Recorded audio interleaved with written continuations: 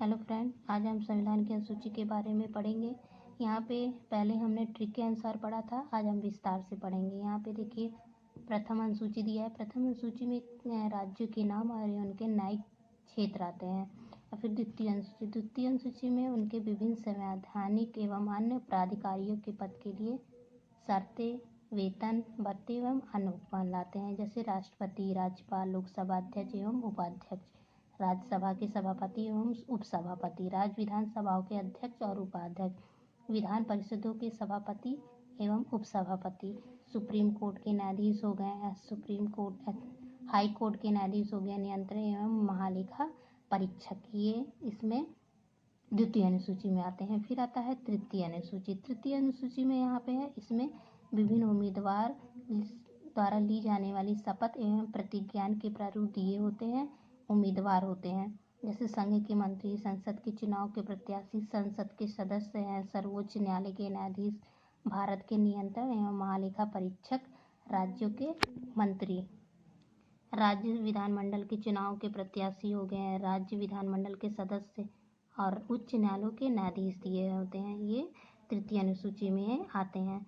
फिर आती है चौथी अनुसूची। चौथी अनुसूची में आता है जैसे राज्यों एवं केंद्र शासित प्रदेशों के लिए राज्यसभा में सीटों का आवंटन, ये चौथी अनुसूची में आता है। फिर आता है पांचवी अनुसूची। पांचवी अनुसूची में आ गए, पांचवी अनुसूची में आता है अनुसूचित क्षेत्रों और अनुसूचित जातियों के प्रशासन एवं नियंत्रण से जुड़े प्रावधान दिए होते हैं।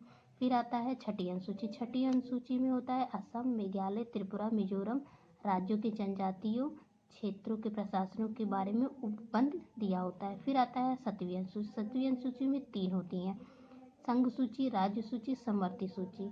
यहाँ पे देखिए 100 विषय दिया है, पहले 97 थी, ऐसे इसमें 66 है, पहले 61 थी, समवर्ती में दिया है यहाँ पे 52 है, पहले 47 थी। इसके संदर्भ में राज्य और केंद्र के मध्य शक्तियों का विभाजन किया गया था। फिर आता है 8वीं अनुसूची। 8वीं अनुसूची में यहाँ पे दिया हुआ है संविधान द्वारा मान्यता प्राप्त भाषाएं मूल रूप से 14 थी, वर्तमान में 22 है, अंग्रेजी नहीं है। तो इसमें सबसे पहले जो भाषा जोड़ा गया वो सिंधी भाषा को 21वें संविधान संशोधन अधिनियम 1967 में जोड़ा गया।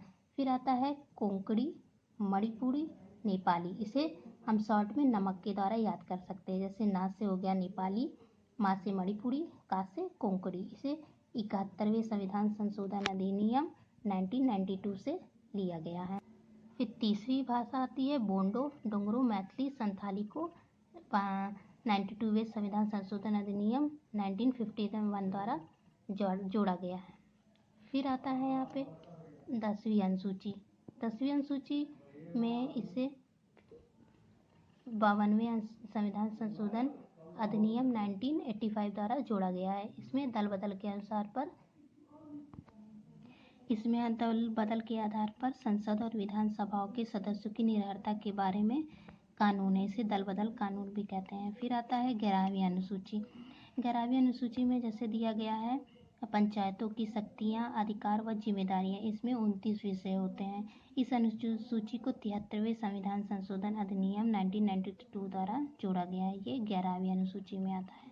फिर आता है 12वीं अनुसूची। 12वीं अनुसूची में नगर पालिकाओं की शक्तियां, अधिकार व जिम्मेदारियां, इसमें 18 विषय होते हैं। इसे 74वें संविधान संशोधन अधिनियम 1992 द्वारा जोड़ा गया है। तो फ्रेंड्स, आज के लिए बस इतना ही। Thank you.